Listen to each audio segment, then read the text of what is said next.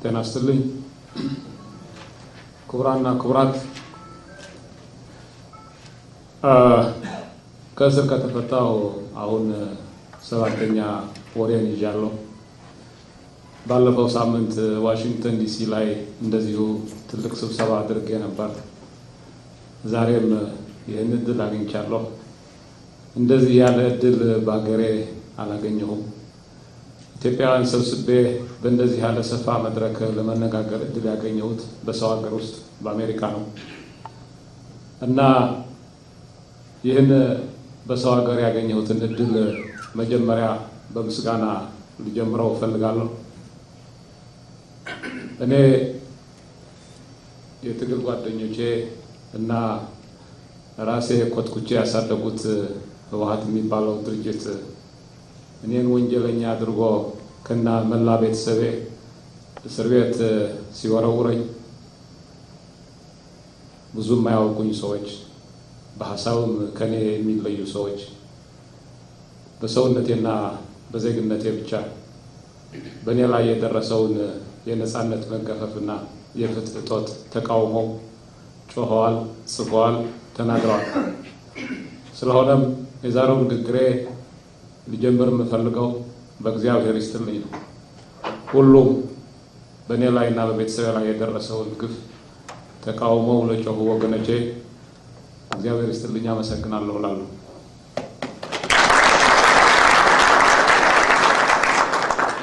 እንደዚሁም ይህን ስብሰባ እውን እንዲሆንና ይህን ምስጋናዬን ላቀርብ ዘንድ ሁኔታውን ላመቻቹልኝ ወገኖቼ እንደዚሁ ምስጋናዬን ለማቅረብ እፈልጋለሁ። በሀገራችን አሁንም ቢሆን በርካታ እስረኞች አሉ። የኢትዮጵያ መንግስት የፖለቲካ እስረኞች አሉኝ አይልም። ፖለቲካ እስረኞቹ የተለያየ ስም ተለጥፎባቸው ነው እስር ቤት ያሉት። በሺዎች የሚቆጠሩ የኦሮሞ ወጣቶች ኦነግ ተብለው የኦነግ አባላት ተብለው ታስረዋል። እንደዚሁም እኔ በሙስና ነው ያሰርነው ብለው ሲያውጁ ያ የሙስና ዘመቻውን ለማድመቅ ብለው በርካታ የንግድ ባንክ ባለስልጣናት በእስር ቤት ተይዘዋል። እንደዚሁም ምርጫ 97ን ተከትሎ አሁንም ድረስ እስር ቤት ያሉ ወገኖቻችን አሉ። እንደነዚህ የመሳሰሉ በሺዎች የሚቆጠሩ ኢትዮጵያውያን ወገኖቻችን በእስር ቤት አሉና አሁንም ቢሆን ለነጻነት ለፍትህ የሚደረገው ትግል እነዚህን ለማስፈታት የሚደረገው ትግል መቀጠል አለበት ብዬ ሁላችሁንም እማጸናለሁ። ከዛም አልፎ ከነዚህ በሺዎች ከሚቆጠሩ እስረኞች አንዱ ወንድሜ ነው። 8 ቤተሰብ ነበር ግንቦት 21 ላይ የታሰርነው። 7ታችን በየተራ አንድ ባንድ ተፈተናል። አሁንም ድረስ ግን አንድ የኔ ወንድም እስር ቤት አለ። ደርግ 10 ዓመት አስሮታል። አሁን ደግሞ የኔ ወንድም በመሆኑ የመንግስት አስሮት ይገኛል። ስለሆነም ለእስረኞች የምታደርጉት ትግል፣ ለእስረኞች የምናደርገው የነጻነት ትግል ይህንንም እንድታስቡ እንድታስታውሱ ለማሳሰብ እፈልጋለሁ። ተፈትቼ ቤት ገብቻለሁ። አሁንም ቢሆን ግን ሲቪል የለበሱ ፖሊሶች ቤቴ ደጃፍ ትግራይ ሄጄ ነበር ከተፈታሁ በኋላ።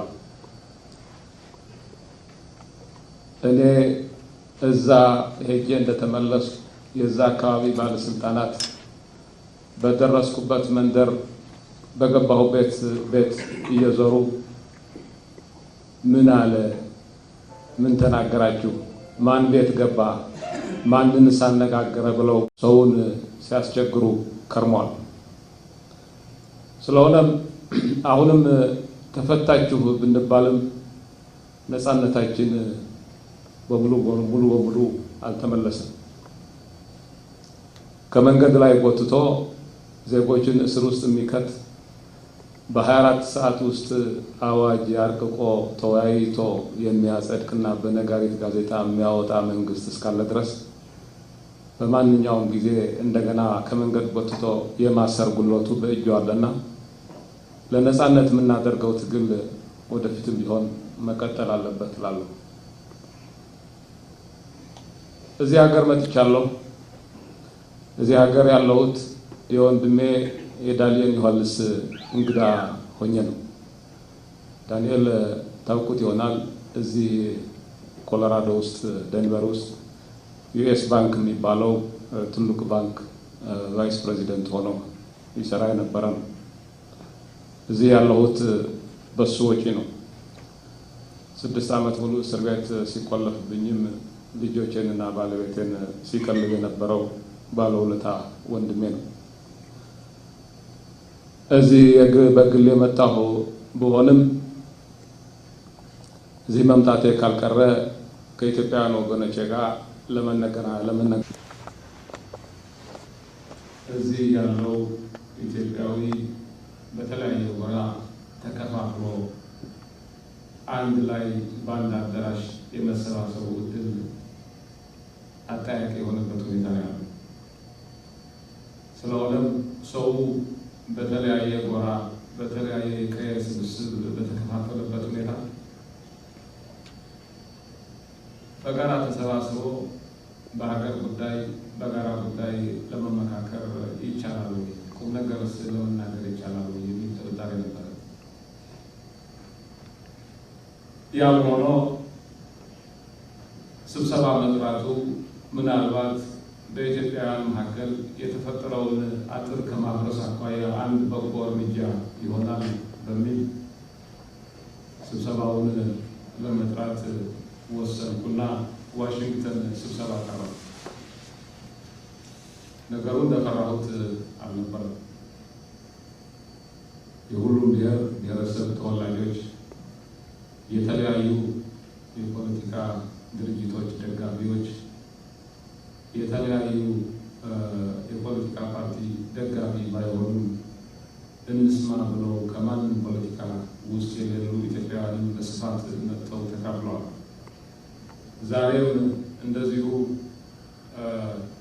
የተለያየ የፖለቲካ አመለካከት ሊኖራችሁ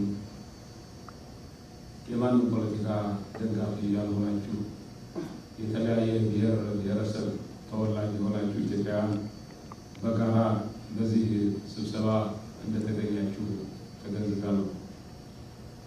የፈለኩት ይሄ ነበር። ጥሬን አክብራችሁ እዚህ በመገኘታችሁ እግዚአብሔር ይስጥልኝ፣ እግዚአብሔር ያክብርልኝ ይላሉ።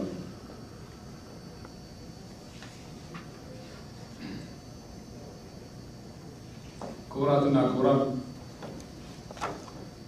ሀገራችን እጅግ አስቸጋሪ በሆነ ፖለቲካዊና ጸጥታዊ ሁኔታ ላይ ትገኛለች። ሕገ መንግስት ቢኖረንም ራሱን ለሕገ መንግስቱ ያስገዛ መንግስት የለም። የሕግ የበላይነትና የዳኝነት ነፃነት የለም። በሀገራችን ሕግ የሚወጣው ዜጎችን አስቀድሞ ለማሳወቅ ለማስጠንቀቅና ወንጀል ለመከላከል ሳይሆን በገዢዎች ጥርስ የገቡትን ሰዎች ለይቶ ለማጥቃት ተብሎ ነው። በዚህ ጉዳይ ከኔና ከቤተሰቤ የተሻለ ማስረጃና ምስክር ሊኖር አይችልም። በሀገራችን ያለው ፓርላማ በ24 ሰዓት ውስጥ ሕግ አጥብቆ ተመካክሮ በነጋሪት ጋዜጣ የሚያወጣ ብቻ አይደለም።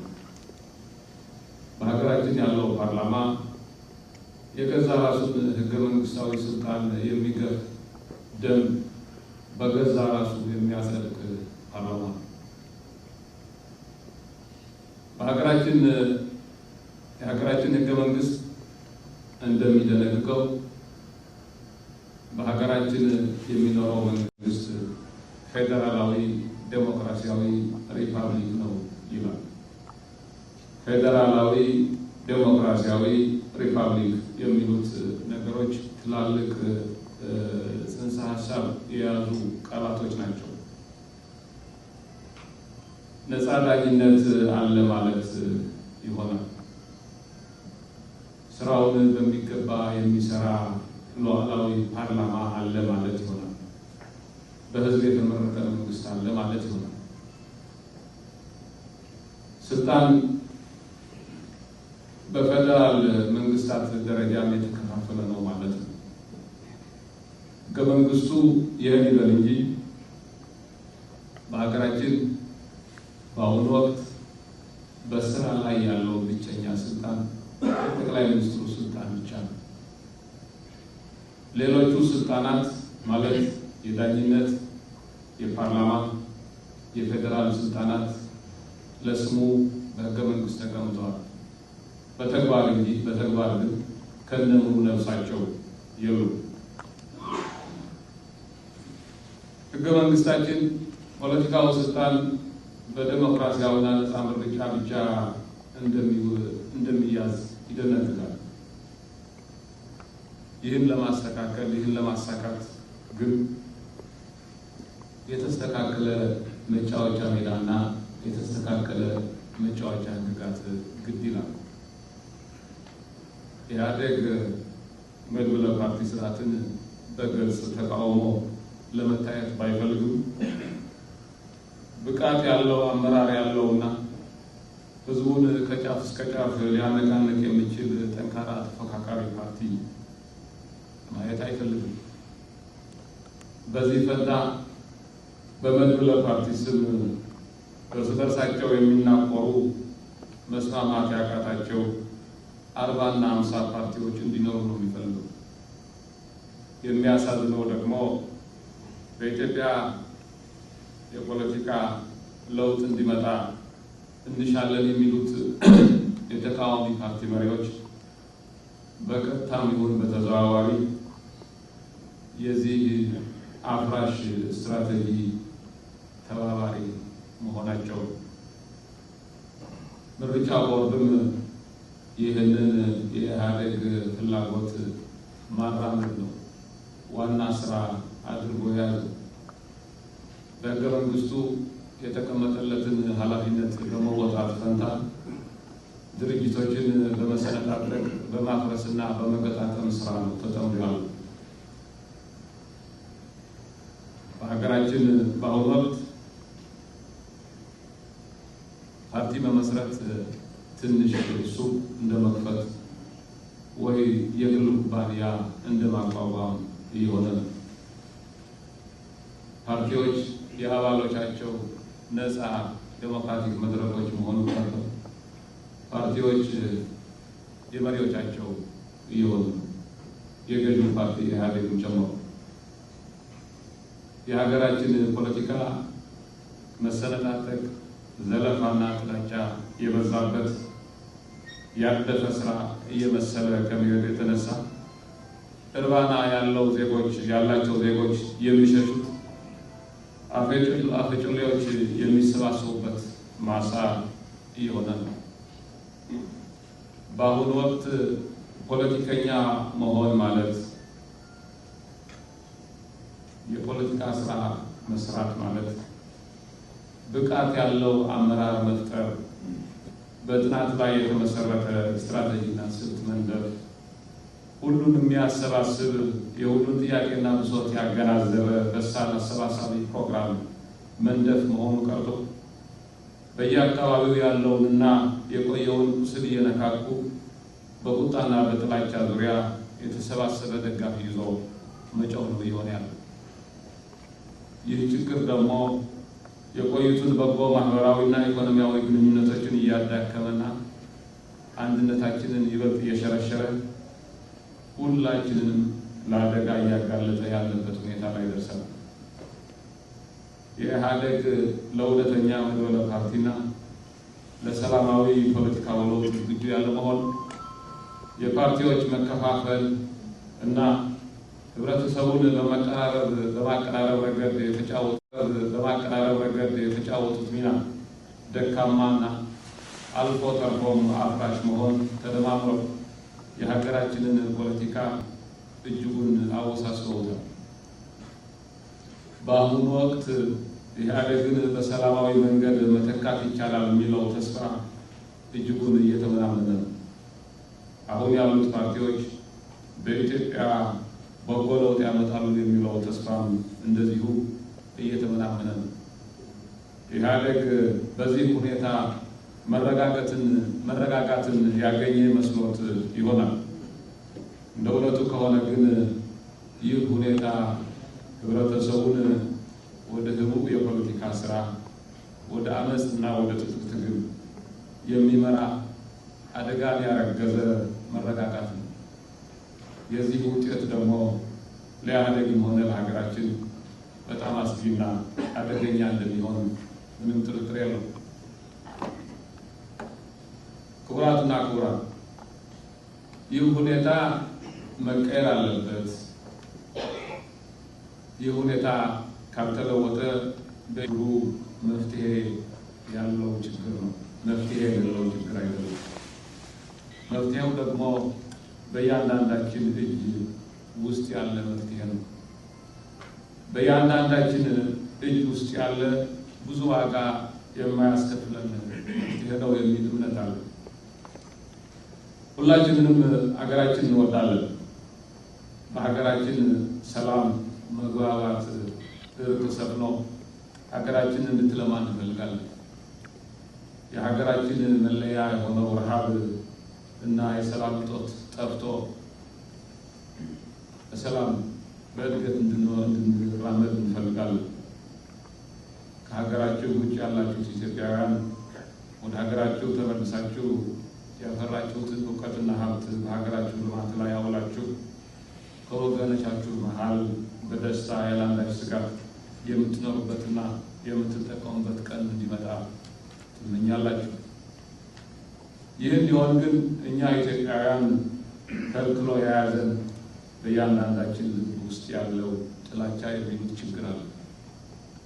መደማመጥ የለም፣ መተባበር የለም፣ መከባበር የለም።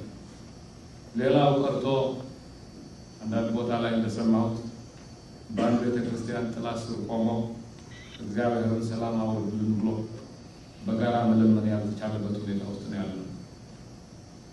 ስለ ይቅርታ፣ ስለ እርቅና ስለ ብሔራዊ መግባባት፣ ስለ ኢትዮጵያ አንድነት እጣ ፈንታ እናስባለን፣ እንጨነቃለን።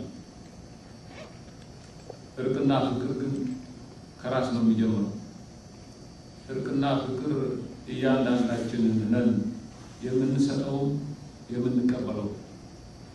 እያንዳንዳችን አጠገባችን ላለው ኢትዮጵያዊ ወገናችን ከየትኛውም ብሔር ይምጣ፣ የፈለገው ፖለቲካዊ አቋም ይኖረው፣ በዜግነቱና በሰውነቱ ብቻ ፍቅርና ይቅርታን ልንሰጠውና ልንቀበል ይገባል እላሉ። አጠገባችን ያለውን ኢትዮጵያዊ ወገናችን ስንወድና በመካከላችን ያለውን የጥላቻና የመራራቅ አጥር ስንሰብር ነው ሀገራችንን መወደዳችን የምናረጋግጠው። ለችግራችን መፍትሄ ያለው እዚህ ነው። ብሔራዊ እርቅና መግባባት የሚቀዳው ከእያንዳንዳችን ልብ ከሚመነጨው ፍቅርና ይቅርታ ነው።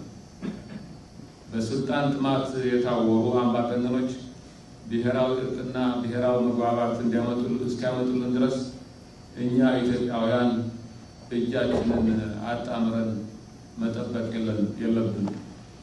ወደ ሰማይ አንጋጠን ብሔራዊ እርቅና ብሔራዊ መግባባት እንዲያወርድልን ፈጣሪያችንን መለመን ቢኖርብንም እሱ ብቻ በቂ አይሆንም። በእያንዳንዳችን ልብ ውስጥ የፍቅርና የይቅርታ እሴት አስቀምጠዋልና ይህንን ፈጣሪያችን የሰጠንን በገንዘብና በጦር ብዛት የማይተመነውን ግዙፍ ጸጋ እንጠቀምበት እላለሁ። ለሀገራችን ለልጆቻችን ብለን በቂምና በጥላቻ ቦታ ፍቅርና ይቅርታን በልባችን እናንግስላለን። ሀገራችን አሁን ካለችበት አሳሳቢ ፖለቲካ ሁኔታ ኢትዮጵያውያን በፖለቲካው ጉዳዮች ተለያይተን የኔ ይበልጣል በሚል ልንናቆር የሚያስችለን ሁኔታ ላይ አንገኝም። በብሔር በዘር ተለያይተን ልንጣላና ልንጋደል አይገባም። ከተለያዩ ብሔር ብሔረሰቦች ብንመጣም በተለያዩ ዘዴዎች በጎራዴና በእሳትም ጭምር የዚህች ታላቅ አገር አካል መሆናችን እውነት ቢሆንም በዚህች አገር ታቅፈን አንድ ኢትዮጵያዊነት የሚባል የጋራ መለያችን የሆነ እሴት አፍርተናል። ከእንግዲህ በኋላ ወደ ኋላ ስለመመለስ አይደለም ማሰብ ያለብን። ከእንግዲህ በኋላ ማሰብ ያለብን ስለ አፍርሶ መስራት መሆን አይገባው። ካሁን በኋላ ማሰብ ያለብን የተበላሸውን እያስተካከሉ የጎደለውን እያሟሉ በጋራ ወደፊት ስለመሄድ መሆን ይኖርበታል። ለዚህም ሲባል አንድ ኢትዮጵያዊ የሌላው ኢትዮጵያዊ ወገኑን ብሶት እና ሐሳብ በጥሞና ማዳመጥ ይኖርበታል። ማዳመጥና መደማመጥ ብቻው ቢሆን ብዙ ፋይዳ ያለው ተግባር ነው። በአንዱ ኢትዮጵያዊ ወገናችን ላይ የሚደርሰው በደል በሁላችንም ላይ እንደደረሰ በደል ቆጥረን በጋራ መቃወም መለመድ ይኖርብናል። ከፋፍለው ሊገዙንና ሊያጠቁን ለሚሞክሩ አምባገነኖች ራሳችንን ማመቻቸቱ ማቆም ይኖርብናል። መከፋፈል የተከፋፈለ ቤት ለቁም ነገር አይበቃም ይላሉ። መከፋፈል ግፉንና መከራውን ከማራዘም በስተቀር ማንም እንዳልፈየደ ለኢትዮጵያውያን መንገር ለቀባሪው ማርዳት ይሆንብኛል። መከፋፈሉ የጠቀመው ገዢዎችንና አጥፊዎችን ነው። በእያንዳንዳችን በየአካባቢያችን የጠብና የጥላቻ ክፉ መንፈስ አስወግደን በፍቅር መተቃቀፍና በጋራ ተሰባስቦ መመካከር አጠናክረን ከተንቀሳቀስ ትልቅ የብሔራዊ እርቅና የብሔራዊ መግባባት ኃይል እንደምንፈጥር ይታየኛል። አምባገነኖችና ጥላቻ አራማጆች ትልቅ የብሔራዊ እርቅና የብሔራዊ መግባባት ኃይል እየመጣባቸው መሆኑ ሲገነዘቡ ለብሔራዊ እርቅና ለፍትህ በኢትዮጵያ እጃቸውን ይሰጣሉ የሚል እምነት አለ። ፖለቲካዊ ለውጥ የኃይል ሚዛን ለውጥ ውጤት ነው። በጎው በመጥፎው ላይ ድል ሊጎናጸፍ የሚችለው የይቅርታና የመቻቻል ወገኖች ኃይል በከፋፋይና ዘረኛ ጥላቻ አራማጆች ኃይል ላይ የበላይነት ሲኖረው፣ በጎው መንፈስና ዓላማ በሚሸፍነው አድማስ ስፋት፣ በሚኖረው ብስለት ጥልቀት፣ በሚኖረው የአመራር ብቃት አኳያ የበላይነት ሲኖረው፣ የዚሁ ተጻራሪ የሆነው ክፉ መንፈስና ኃይል እጁን ይሰጣል። በዚህ መንገድና ኃይል ብቻ ነው በኢትዮጵያ ሀገራችን ያለውን ፖለቲካዊ ገጸ ምድር ለመቀየር የሚችል ለየት የሚችል ሰው። ገና ከልጅነቴ ጀምሮ ወደ ፖለቲካ የገባሁና በ32 ዓመታት የኢትዮጵያ ፖለቲካ ውጣ ውረድ ውስጥ ያለው ብዙ ዳገቶችን መውጣት እና ሌላ ሰው ያልሄደበትን መንገድ የለመድኩ ሰው። አሁን የምለው ያለሁት ከዚህ ህይወት የተገኘ ግንዛቤና ትምህርት ነው። በእኔ እምነት ስለ ጦርነት የሚያውቁ ሰው ስለ ሰላምና በእኔ እምነት ስለ ጦርነት የሚያውቁ ሰው ነው ስለ ሰላምና ስለ እርቅ የሚጨነቀው። ጦርነት የሚያስከትለው ጣጣ በሚገባ ያውቃል። እንደኔ ያለ ህይወት ያለፈ ሰው በጦርነት የሚፈታውንና በጦርነት የማይፈታውን ችግር ለይቶ ያውቃል። ሰላም የሚያመጣውን እርቅና ሰላም የማያመጣውን እርቅም ለይቶ ያውቃል። እመኑኝ ብዬ አልማጸናችሁ። እዚህ የመጣሁትም ለዚህ ዓላማ አይደለም። እዚህ የመጣሁት የሚታየኝንና ህሊናዬ በል ያለኝን ከህይወት ልምድ የተገነዘብኩትን ለኢትዮጵያውያን ወገኖቼ ለማካፈል ነው። ትኩረታችሁ እኔ በማቀርበው ሀሳብ ላይ እንጂ በእኔ ላይ እንዲሆንም አልፈልግም። የሁላችንም ትኩረት ማነጣጠር ያለበት ሁላችንን በሚያገናኙንና በሚያሰባስቡን የሀገራችን ፖለቲካዊ ጉዳዮች ላይ መሆን አለበት የሚል እምነት አለ። በአሁኑ የኢትዮጵያ ፖለቲካ የሰው ትኩረት ከሚገባው በላይ ባለፈው በትናንትናው የሆነ በግለሰቦች፣ በፓርቲዎች፣ በቡድኖች ላይ እያረፈ ነው። በዚህ ምክንያት ዋናው የሀገር ጉዳይ የወቅቱና የወደፊቱ ጉዳይ የሚገባውን ትኩረት እየተነፈገ ያለ ይመስለኛል። በሀገር ዋና ጉዳዮች ላይ ማተኮር ስንጀምር በግለሰቦችና በቡድኖች መካከል ያለው መናቆር እየከሰመ ቀልባችን እየተሰበሰበ የሚሄዱ ዕድል የሰፋ ይሆናል። የግለሰቦች ሚናም በዚህ ሂደት በግልጽ እየተለየ ይመጣል። የኔም እንደዚህ በሂደት በግልጽ እየተለየ ይመጣል። ስለዚህ ወደፊት ሰፊ ጊዜ አለንና ጊዜ ደግሞ ሁሉም ያሳያልና አሁን ስለማመን አለማመን ብዙ መጨነቅ የለብንም ማለት ነው። ክቡራትና ክቡራን፣ የሀገራችን ፖለቲካ መታወቁ ሳይበቃ አካባቢያችን በጣም ታውቀዋል። የአካባቢው ሰላምና ጸጥታ መታወቅ ከሀገራችን ፖለቲካ መታወቅ ጋር በእጅጉ መቆራኘቱ ደግሞ አለ የማይባል። ከዚህ በተያያዘም የሀገራችን ፖለቲካ ብቻ ሳይሆን የሀገራችን ጸጥታም እጅጉ ታውቋል። የዚህ አካባቢ አንዱ የጸጥታ ችግር የኢትዮ ኤርትራ ግንኙነት ነው። በእኔ ግንዛቤ ይህ ችግር ረጅም ታሪክ ያለው ችግር ነው። ቀረብ አድርገን እናምጣው ብንል እንኳን በአፄ ዮሐንስ ዘመነ መንግስት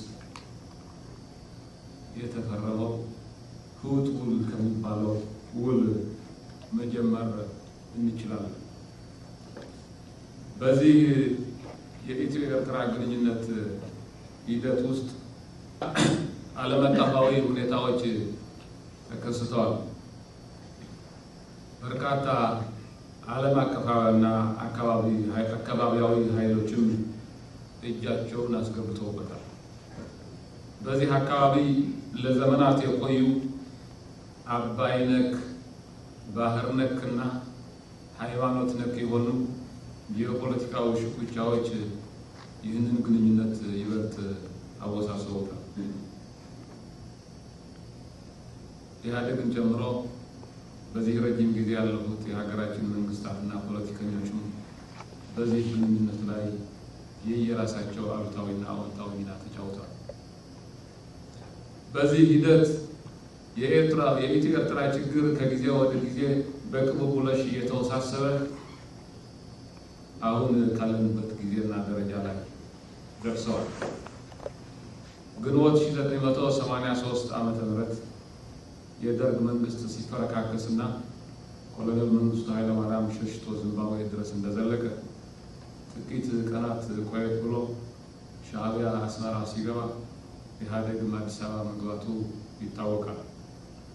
በዚያን ወቅት የኤርትራ ችግር በሪፈረንደም እልባት ይደረግለት መባሉ ተገቢ ቢሆንም አይቀሬ የሆነው መፋታት ሲመጣ የኢትዮጵያን ጥቅም ከማስጠበቅና የሁለቱን ሀገራት የወደፊት ግንኙነት በተስተካከለ ቁመና ከማስቀመጥ አኳያ መደረግ የነበረባቸው ወሳኝ ስራዎች በኢህአዴግ በኩል በሚገባ ሳይሰሩ ቀርተዋል። የዜግነት ጥያቄ፣ የባህር በር ጥያቄ፣ የድንበር ጥያቄ፣ የኢኮኖሚክ ግንኙነት ጥያቄ እና የመሳሰሉት ጉዳዮች በወቅቱ ተገቢውን መቋጫ ሳያገኙ በመታለፋቸው የኋላ እያመረከዙ መጥተው በሀገራችን ጥቅም ላይ የከፋ ጉዳት አድርሰዋል። እኔ የገዢው ፓርቲ አመራር አባል የነበርኩ ሰው በዚህ ፓርቲ ውስጥ በኃላፊነት እስከነበርኩበት ጊዜ ድረስ በኢህአዴግ ለተሰሩ ስህተቶች ሁሉ እንደ ማንኛውም የኢህአዴግ አመራር አባል ኃላፊነትና ተጠያቂነት አለብኝ ብዬ አምናለሁ። 1990 ዓመተ ምህረት ላይ ሻዕቢያ ባድመን፣ አዲሮብንና ባዳን መውረሩን ተከትሎ እንደገና ጦርነት ውስጥ ለመግባት ተገደናል። ሻዕቢያ ኢትዮጵያን ባይወርና ጦርነት ውስጥ ባንገባ የተሻለ ይሆን ነበር። ተገደንም ቢሆን አንድ የጦርነት ውስጥ መግባታችን ካልቀረ ግን ለዘለቄታው ሻዕቢያ በኢትዮጵያ ላይና በዚህ የአፍሪካ ቀንድ አካባቢ ሊፈጥር የሚችለውን ስጋትና ችግር በሚያስወግድ መልኩ በፊት በኢህአዴግ የተፈጸሙትን ስህተቶች በሚያርምና የኢትዮጵያን ቋሚ ጥቅሞች በሚያስጠብቅ መልኩ ኢትዮጵያና ኤርትራ ግንኙነታቸው በተስተካከለ መሰረት ላይ አስቀምጠው ተባብረው በሚለሙበት መልኩ የተከፈተብንን ጦርነት ለመቋጨት ይቻል ነበር። በወቅቱም ኢህአዴግ በሻዕቢያ መወረራችን ለህዝብ ይፋ ሲያደርግ የኢትዮጵያ ህዝብ ያለፈው ኢህአዴግ ስህተት አይቶ የራስህ ጥፋት የወለደው ችግር ነውና በራስህ ተወጣው ብሎ የተጠየቀውን ከማሟላት ወደኋላ ነበር። የውስጣችንን እናቆየው፣ አሁን ግን ወረራ ተቃጥቶብናልና እሱን እንመልስ ብሎ የፖለቲካና የብሔር ልዩነቶች ሳይገድቡት ከጫፍ እስከ ጫፍ ነበር የከተተው። ተስፋና እምነትም ነበረው ኢህአዴግ ስህተት አይደግምም የሚል ተስፋ። ክቡራትና ክቡራን፣ ኢህአዴግ አዲስ አበባ ከገባ ወዲህ ለእኔ ትልቅ አይን ከፋች ናቸው የምላቸው ሁለት የፖለቲካ ክስተቶች አሉ። አንደኛው የኢትዮ ኤርትራ ጦርነት ነው። ሁለተኛው የህወሓት መከፋፈልን ተከትሎ እኔ ከመላ ቤተሰብ እንደታሰብኩ ህወሓት ኢህአዴግን ከውጪ ሆኜ ከተጠቂዎችና ከሰለባዎቹ ሰፈር ሆኜ ለማየትና ለመመርመር ያገኘሁት አጋጣሚ ነበር።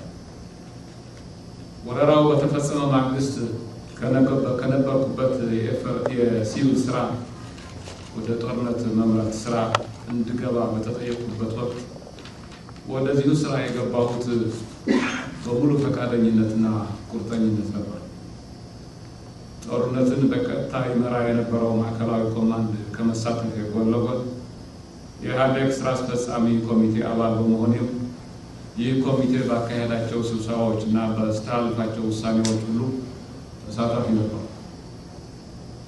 በአንዱ የጦር መሪ በሌላው ደግሞ እንደ ፖለቲከኛ ሁለቱንም ገጽታዎች በጥልቀትና በዝርዝር ለመከታተልና ለመሳተፍ እድል የነበረኝ ብቸኛ የኢህአዴግ ባለስልጣን ነበርኩ ማለት ይቻላል።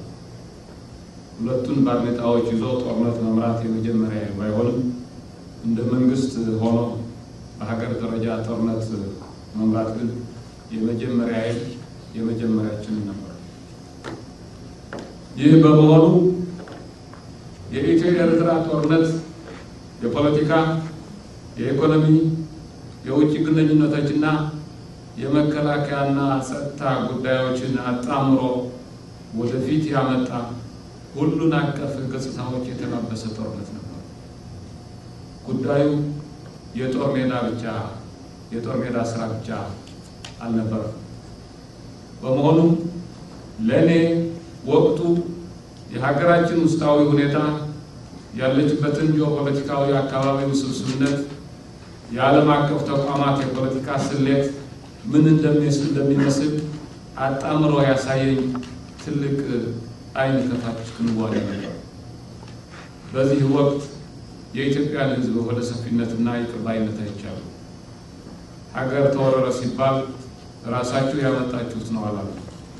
ይልቁንስ ልጆችን መርቆ ወደ ጦር ሜዳ ላከኝ።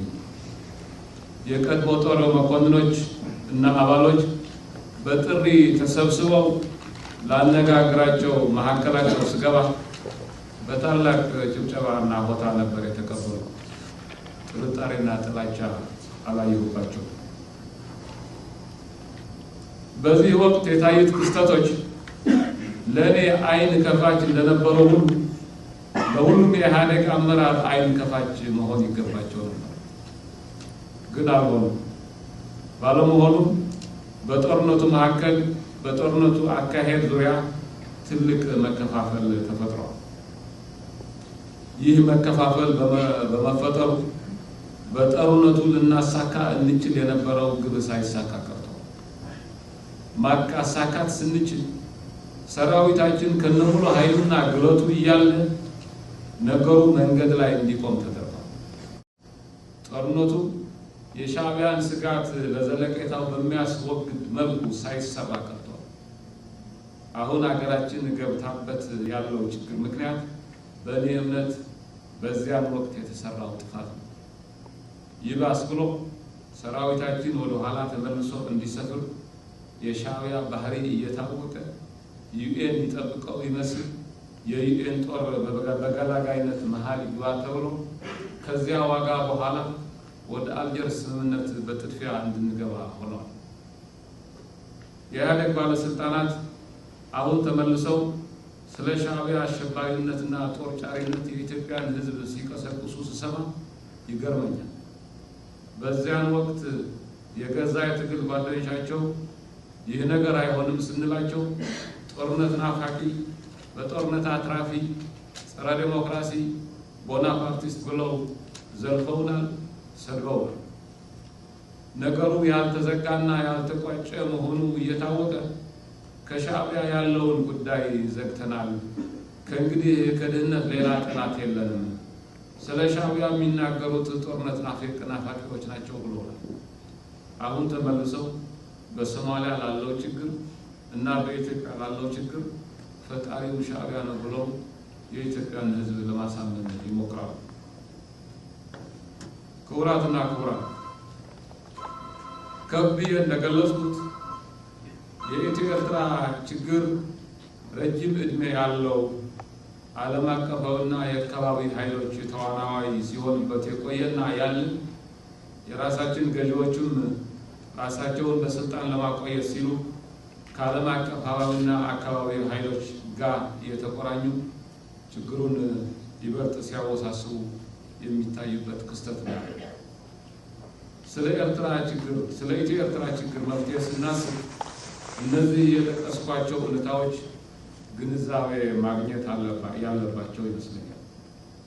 በመሆኑም ስለ ኢትዮ ኤርትራ ችግር ስናስብ በዚህ ችግር ተጎጂ የሆኑት ሁለቱም ሕዝቦች መሆናቸውን፣ በዚህ ሂደትም ሁለቱም ሕዝቦች ያተረፉት ነገር ቢኖር ጦርነትና ማህበራዊ ቀውስን፣ ጥላቻና ቂምን፣ ችጋርና ድህነትን፣ የሰላምና የልማት ተስፋዎች እየራቁ መሄድን፣ አፈናንና የፍትህ መጓደልን እንጂ ሌላ እዚህ ግባ የሚባል ትርፍ እንደሌለ የተገነዘበ መሆን አለበት። ድሮ አንድ ድሃ ሀገር ነበር። አሁን የባሰበት ድሃ ሁለት ሀገር ሆነናል። ድሮ አንድ አፋኝ አገዛዝ ስር ነበር። ዛሬ በሁለት አፋኝ አገዛዞች ስር ወድቀናል። ድሮም ጦርነት ነበር፣ አሁንም ጦርነትና የሰላም እጦት አለ። ስለ ችግሩ መፍትሄ ስናስብ ሌላው መገንዘብ ያለብን ሁኔታ ይህንን ነው። ስለ ችግሩ መፍትሄ ስናስብ በዚህ አካባቢ ካሉት ህዝቦችና ሀገራት ይልቅ እጅግ የተቀራረብን ሰዎች ኢትዮጵያውያንና ኤርትራውያን መሆናችን፣ ይህ በመሆኑ በመለያየታችንና አንዱ ሌላውን በማጣቱ የእያንዳንዳችን ድክመቶች ጎልተው እንዲወጡና ሁለታችንም ይበልጥ መጎዳታችንን የተገነዘበ መሆን አለበት። ስለ ችግሩ መፍትሄ ስናስብ የረጅም ጊዜ እይታ መያዝ አለብን። ይህን ያክል ዕድሜና ውስብስብነት ላለው ችግር የአጭር ጊዜ እይታ ይዞ ሊፈታ የሚችል አይሆንም። ስለ ሁሉን አቀፍ መፍትሄ፣ ሁላችንን ተጠቃሚ ስለሚያደርግ መፍትሄ፣ በጋራ ተደጋግፈን በጋራ እንድንለማ ስለሚያደርግ መፍትሄ እንጂ የዜሮ ድምር ወይም ዚሮ ሳም ስሌት ያለው ዘላቂ ሰላም ይሁን ልማት ስለማያመጣ መፍትሄ ማሰብ የለብንም። ስለ ኢትዮ ኤርትራ ችግር መፍትሄ ስናስብ የሁለቱም ሀገራት ገዢዎች የራሳቸውን የስልጣን ዕድሜ ለማራዘም የሚያደርጉትን ስብከትተን በሰከነ ውይይት ስለ ዲሞክራሲና ነፃ የህዝብ ለህዝብ ግንኙነት ማሰብ አለብን። ስለ ሰከነ ውይይትና ስለ ዲሞክራሲና ስለ ነፃ የህዝብ ለህዝብ ግንኙነት ማሰብ አለብን። በምሁራን መካከል ስለሚደረግ የሰከነ ውይይት በዲያስፖራ ኢትዮጵያውያንና በዲያስፖራ ኤርትራውያን መካከል ስለሚደረግ ውይይትና የህዝብ ለህዝብ ግንኙነት ማሰብ አለብን። የገዛ ህዝባቸውን በማፈን በስልጣን ላይ ለመቆየት የሚፈልጉ ገዢዎች ዘላቂ እርቅና ሰላም ያመጣሉ ብሎ ማሰብ እና ከአንዳቸው ጋር በመጠጋት በሌላው ሀገር የፖለቲካ ለውጥ ማምጣት ማሰብ ለዚያው ፍትሃዊና ዲሞክራሲያዊ ለውጥ ይመጣል ብሎ ማሰብ ቢያንስ የፖለቲካ የዋህነት ነው። በሻዕቢያ ድጋፍ በኢትዮጵያ ውስጥ ዲሞክራሲያዊ ለውጥ ለማምጣት እንደማይቻል ሁሉ በኢህአዴግ ድጋፍ በኤርትራ ዲሞክራሲያዊ ለውጥ ለማምጣት የማይታሰብ ነው።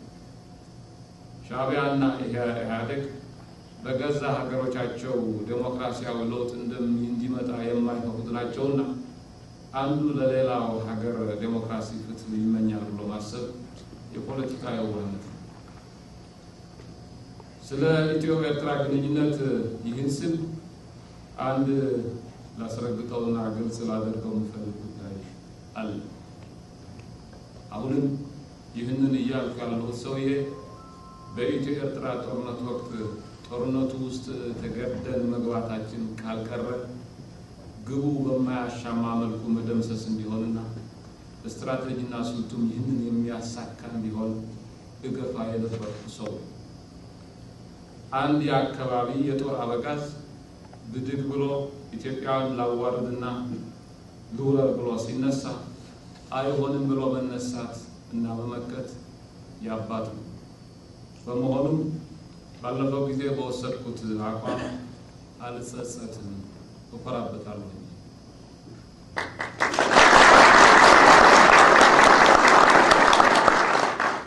አሁንም ወደ ጦርነት መግባት የለብንም እላለሁ። ሁላችንም ለሁለተኛና ዘላቂ ሰላም መቆም አለብን እላለሁ። አሁንም ቢሆን የሻዕቢያ መንግስት ዳግም ተሳስቶ መሬት በጉልበት ወስዳለሁ ካለ የድሮው አቋሜ በቦታው እንዳለ ማረጋገጥ እፈልጋለሁ። ክቡራንና ክቡራት፣ ስለ ኢትዮጵያ እና ኤርትራ ግንኙነት ብዙ ያልኩ ይመስለኛል። ከዚህ በላይ እንደምትጠብቁ ገምታለሁ። ከዚህ በላይ ወደ ዝርዝር መግባት ግን በሁሉ ሁኔታ ጠቃሚ ስለማይሆን ለቀረው ጊዜ እንስጠው በማለት ወደ ሌላ ጉዳይ ልሻገር፣ ወደ ሶማሊያ ጉዳይ። ሀገራችን እንደ ኤርትራው ሁሉ ከሶማሊያ ፖለቲካ በተያያዘ ሌላ ችግር አለባት። በምስራቅ ያለብን ችግር እንደ ሰሜኑ ሁሉ ረጅም ታሪክ ያለው ችግር ነው። በዚህም ምክንያት በዚህ አካባቢም በርካታ ጦርነቶችና የደም መፋሰሶች ተከስተዋል። አሁን በኢትዮጵያና በኤርትራ መሪዎች መካከል የሚታየውን አይነት አንዱ ሌላውን የማጥፋት ህልምና ዘመቻ በሰማንያዎቹ አካባቢ በመንግስቱ ኃይለማርያምና በዚያድ ባሬ መካከል ተከስቷል። ሁለቱን ሀገሮች አተራምሰው ነው የጠፉት። ኢህአዴግ ምርጫ 97ን ተከትሎ በወሰደው እርምጃ በዓለም አቀፉ ማህበረሰብ በአሜሪካ ሳይደርስ በፊት በኢትዮጵያ ላይ ከዛ አቅጣጫ የሚመጣ የሽብር ጥቃት ነበር። ስጋት አለብኝ ማለትና ስጋት አለብኝ ብሎ መቃድሾ መግባትና መቆለት ግን ውሻን በእግር የመምታት ያህል ጅልነት ይመስላል። ሻዕቢያና አሳዳሪዎቹ ይህንን ኢህአዴግ የሰጣቸውን እድል ተጠቅመው ኢትዮጵያን ለማዋረድና ለማዳከም ይጥሩ አይገርምም። የሰራዊታችን አባላት ሞቃዲሾ ከተማ ላይ ተገድለው ሬሳቸው በአደባባይ ሲጎተት አይቼ ልቤ አልቅሷል። ኢህአዴግ እግዚአብሔር ምን ብሎ የኢትዮጵያን ሰው ለውርደት አጋልጦታል። ስለሆነም እንደ ኢትዮጵያዊ እኔ ሻዕቢያ ይህን አደረገ ወይ ገሌ ይህን አደረገ አለ። እንደ ኢትዮጵያዊ እኔ የምወቅሰው የሀገሬ መንግስት የኢትዮጵያ መንግስት በዚህ የተከተለው ፖሊሲ ስህተት ነው የሚል እምነት አለ። ክቡራትና ክቡራን የኢትዮ ኤርትራን የኢትዮ ሶማሊያን ችግር አንስቻለሁ። የሀገራችን ውስጣዊ ችግርን ቀደም ብዬ አንስቻለሁ። ሁለቱም ችግሮች የተያያዙና የተጠላለፉ በመሆናቸው የፖለቲካ ችግራችን የጸጥታ ችግር ሆነዋል። የሁለቱም መጠላለፍ ደግሞ ሀገራችንን ይበልጥ አስቸጋሪ ሁኔታ ውስጥ ጥሏታል። ስለ ፓርቲዎች አቋም ስላለፈው ይሁን ስላሁኑ የፖለቲካ ፓርቲዎች ጨዋታ ብዙ ለመወያየት እንፈልግ ይሆናል። ስለ ፓርቲዎችና ስለ ፓርቲዎች ጨዋታዎች መናገር የሚቻለው ግን የመጫወቻ ሜዳውና የጨዋታ ህግጋቱ ሲሆን ሁኔታዎች አሁን ባሉበት ከቀጠሉ የፖለቲካ መጫወቻ ሜዳ የሚሆነን አገር ሲኖረናል ወይ የሚል ጥያቄ የሚያስነሳ ይህ ሁኔታ ባለበት ከቀጠለ ኢህአዴግ፣ ቅንጅት፣ ኦነግ፣ ህብረት ወዘተ የሚባሉት ድርጅቶች ላይኖሩ ይችላሉ። ይህ ሁኔታ ከቀጠለ ሁላችንም ተጎጂ የምንሆንበት እንጂ አንዳችም ተጠቃሚ ሆነን ልንወጣ አንችልም። በዚህ ጉዳይ ላይ በዚህ አደጋ ክብደት ላይ ሁላችንም መግባባት ያለብን ይመስለኛል። ይህንን ችግር መቅረፍ ይኖርብናል። ይህንን ችግር ለመቅረፍ ቁልፉ ያለው የኢትዮጵያን ውስጣዊ ችግሮች ቅድሚያ ሰጥቶ መረባረብ ላይ በውስጣችን ያሉት ችግሮች ከፈታን ሌሎች ችግሮች ለመፍታት የሚያስችለን አንድነት እና ጉልበት እናገኛለን። ዋናው ችግራችን ላይ ቅድሚያ ትኩረት ሰጥተን ከፈታን ማህበራዊና ኢኮኖሚያዊ ችግሮቻችን ለመፍታትና ለማስታመም የሚያስችለንን ፋታም እናገኛለን። ይህንን ዋነኛ የሀገር ችግር ከመፍታት አኳያ ኢህአዴግ አደናቃፊ መንገዱን ትቶ በጎውን መንገድ ቢመርጥ ችግራችን ለመፍታት የሚወስድብን ጊዜ ያጠረ፣ ሀገራችን የምትከፍለው ዋጋም ያነሰ ያደርግልናል። የድሮው ድርጅቴ የድሮው ጓደኞቼ ይህንን ቀና መንገድ ቢመርጡ እጅግ ከሚደሰቱት ሰዎች አንዱ ነው። ከዚህ አኳያ ከእኔ የሚጠበቀው ለማድረግ ዝግጁ ነኝ። እኔ ብቻ ሳልሆን ታላቁ የኢትዮጵያ ሕዝብ በተለመደው ወደ ሰፊነቱ ያለፈው በዚህ ይብቃ ብሎ የኢህአዴግን በጎ እርምጃ እንደሚደግፍ ጽኑ እምነት አለ። ከዚህ በፊትም አይቻልም። ይህ እስኪመጣ ግን ሌሎቻችን ማድረግ ያለብንን ማድረግ ይኖርብናል። ቀደም ብዬ ገልጬዋለሁ። የፖለቲካ የብሔር ልዩነቶቻችን ሳይጋርዱን ሳያጡን በመካከላችን ያለውን የጥላቻና ያለመተማመን መንፈስ አስወግደን በሁላችንም ላይ የሚደርሰውን በደል ለመቅረፍ በጋራ በመታገል በሁላችንም ጫንቃ ላይ ያለውን ሸክም ለማንሳት በመቻቻልና በመከባበር በጋራ እንታገላለን። ሁኔታው እንደተፈለገው አልሄደም።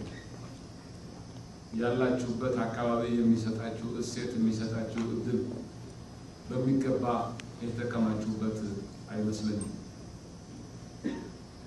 ምሁራን የጥናት ውጤት አምጥተው የምክክር መድረክ የውይይት መድረክ ቢጋብዙ ሬዲዮ ጣቢያዎቹ ቁም ነገር ባለው ህዝብን ከህዝብ ጋር በሚያቀራርብ ጉዳይ እያተኮሩ ህዝቡን ቢያወያዩ ኢንተርኔቶቹም እንደዚሁ ቢያደርጉ በዚህ አካባቢ ያላችሁ ኢትዮጵያውያን ለሀገር ውስጥ ላለው ኢትዮጵያዊ ምሳሌ ሊሆን የሚችል የፍቅር የእርቅና የመግባባት ስራ መስራት በተቻላችሁ ነበር ላሉ ይሄ ግን የተጠቀመባችሁበት እድል አይመስልም። ተጠቀሙበት እላሉ። እንደዚሁ በዚህ ሀገር በርካታ አሜሪካ ኢትዮጵያውያን እንዳሉ ሁሉ በርካታ አሜሪካ ኤርትራውያን አሉ። አሜሪካ ኤርትራውያን፣ ኢትዮጵያ ኤርትራውያን አንዳንዶቹ አብረው ያደጉ ናቸው። አብረው በአንድ ዩኒቨርሲቲ የተማሩ ናቸው። እዚህም አልፈው በአንድ ዩኒቨርሲቲ የሚሰሩ ናቸው። በአንድ ሰፈር የሚኖሩ ናቸው። እነዚህ ሰዎች በሀገራችን ባለው ጉዳይ ላይ የሰከነ ውይይት፣ የሰከነ የህዝብ ለህዝብ ግንኙነት ቢያደርጉ በሀገራችን ለምንመኘው በአካባቢያችን ለምንመኘው ሰላም ትልቅ አስተዋጽኦ ያደርጉ ነበር። አሜሪካ ሶማሊያውያን፣ አሜሪካ ኢትዮጵያውያንም እንደዚሁ ቢያደርጉ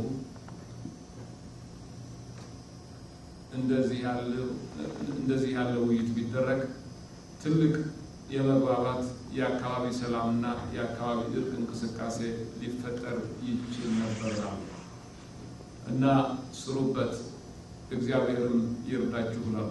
ትምህርቴን አቋርጬ ነው ወደ ፖለቲካ በዚያውም በትጥቅ ትግል ወደሚካሄድ ፖለቲካ የገባሁት።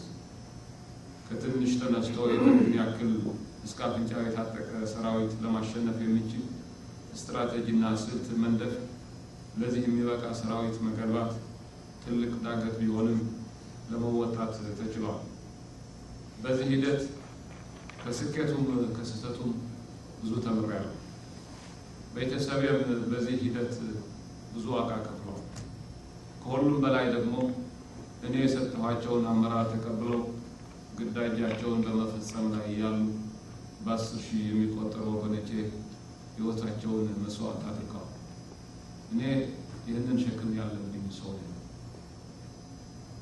ስንለያይ ጊዜ ጓደኞቼ የኔን ባህሪ በሚገባ ስለሚያውቁ በእነሱ ላይ የነበረኝ አመኔታ መሟጠጡን በሚገባ ስለተገነዘቡ ከህወሓት ወጥቼም ቢሆን ያለ ደሞዝ እና ያለ መኖሪያ ቀርቼም ቢሆን ላመንኩበት ዓላማ እንደማልመለስ ስለሚያውቁ ነበር በእኔና በቤተሰቤ ላይ ትልቅ ዘመቻ የከፈቱት። ስለሆነም አሁንም ቢሆን በልጅነቴ የጀመርኩትን ጉዞ የመቀጠል ፍላጎት አለ። ያልተቋጨውን ለመጨረስና ዳር ለማድረስ እውን የሚሆን ራዕይ አለ። ይህንን ሳደርግ የሚከተለው መንገድ ሰላማዊና ህጋዊ መንገድ ባለፉት 32 ዓመታት ውስጥ ያካበትኩትን ልምድ ለዚህ አዲስ ሰላማዊና ህጋዊ ትግል በሚስማማ መልኩ ተቀምጠታል። ሰው ባለመደውና አዲስ መንገድ መሄድ ከለመድኩ ሰው ነኝና መሄዱ አይከብደኝም የሚል እምነት አለ። እርግጥ እኔ ኢትዮጵያዊ ነኝ፣ ግን የትግራይ ተወላጅ የህወሓት መስራችና መሪ የኢህአዴግ የህወሓት ሰራዊት የጦር መሪም የነበርኩ ሰው። ከዚህ ሰፈር የመጣ ሰው ያለበት ተቃዋሚ ሰፈር እጅግ ያስፈራቸዋል። በእኔ ላይ የተደረገው ርብርብ የመነጨው ከዚህ ፍራቻ በመነሳት ነው። ርብርቡ እንደሚቀጥል በእኔና በቤተሰቤ ላይ ሌላ ሶስተኛ ዙር አደጋና ችግር ሊፈጥር እንደሚችል ገምታለሁ። ግን አዲስ ብቻ ሳይሆን አደገኛ መንገድ መሄድ የለመድኩ ሰው ነኝና እቀጥልበታለሁ፣ እገፋበታለሁ። በፖለቲካ የምቀጥለው ግን ለእልህ ወይም ለበቀል አይደለም። በስሜትና በቁጣ አልመራም። ብስለትና በእውቀት ላይ በመመስረት ነው የምቆጥረው። ለመሞከር ብዬም አይደለም ወደ ፖለቲካ የምገባው ለውጥ ለማምጣት ብዬ ነው። ለውጥ ማምጣት ይቻላል የሚል እምነትም አለ። ዋናው ትኩረቴ የሚሆነው በኢትዮጵያና በኢትዮጵያ ሕዝብ ነፃነት ላይ ነው።